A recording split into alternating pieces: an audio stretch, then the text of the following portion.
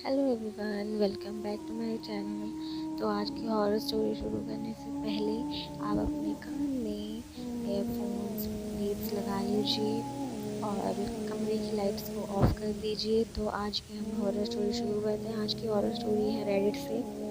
तो अब हम अपनी स्टोरी को शुरू करते हैं।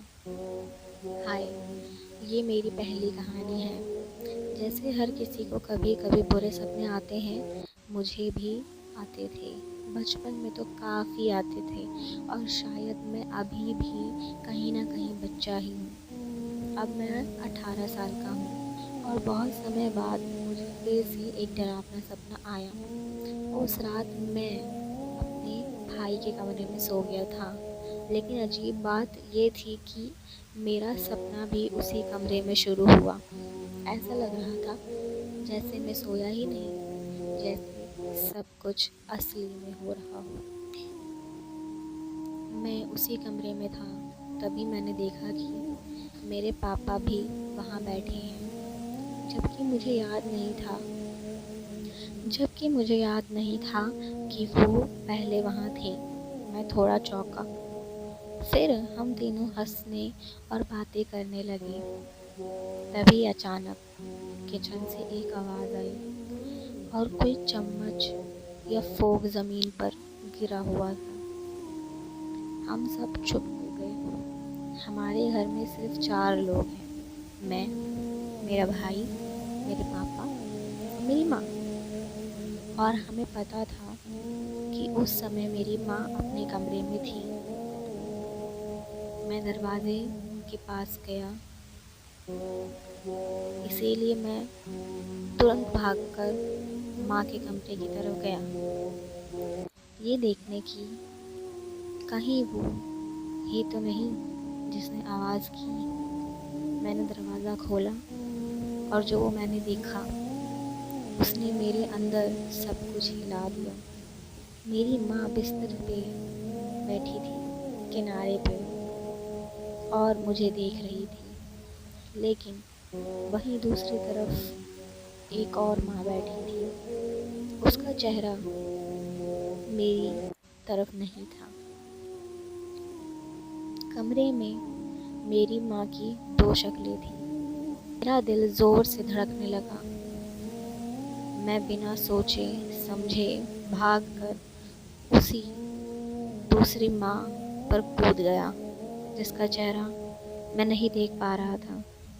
जैसे ही मैंने उसे पकड़ा, मेरा पूरा शरीर जम गया।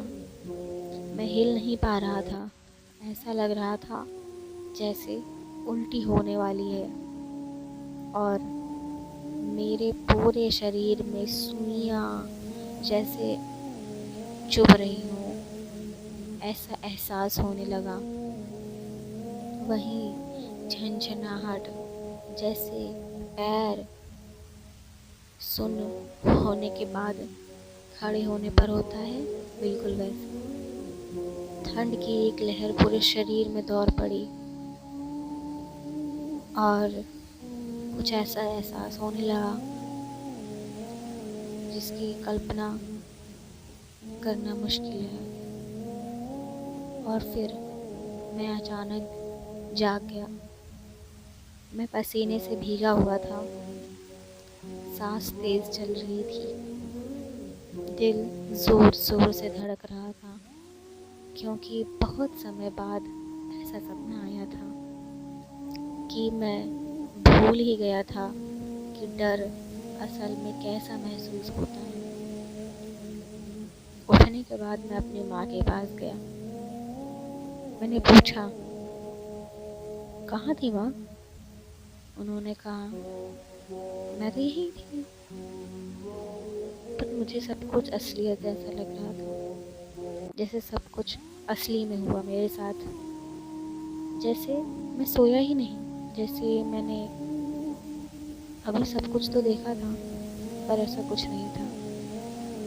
सब कुछ बस एक सपना था, बस एक डरावना सपना। पर मुझे ऐसा सपना क्यों आया, मुझे नहीं पता। शायद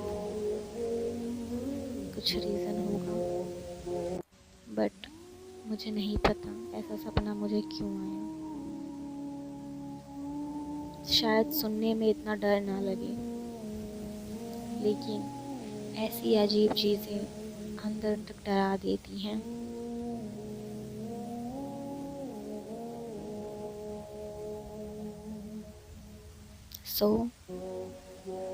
So guys, this is the end of this story